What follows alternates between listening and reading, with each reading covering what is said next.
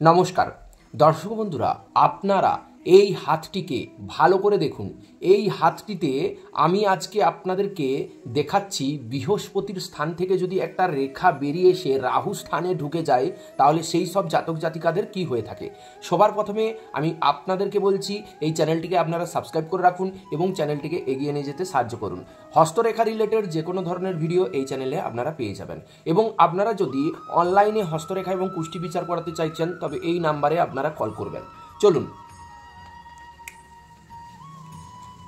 এই রেখাটি হলো আমাদের হাতের আয়ু রেখা, এই রেখাটি হলো আমাদের হাতের শিরোরেখা, এই রেখাটি হলো আমাদের হাতের হৃদয় রেখা। এই স্থানটি হলো আমাদের বৃহস্পতির স্থান।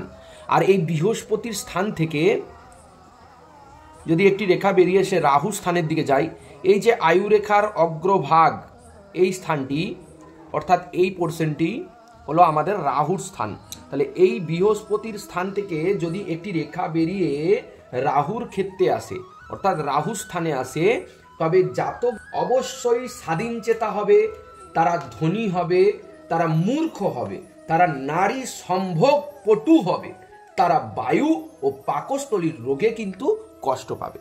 এই ধরনের ভিডিও আমার চ্যানেলে আপনারা বেশি বেশি পেয়ে যেতে অবশ্যই চ্যানেলটিকে সাবস্ক্রাইব করতে ভুলবেন না।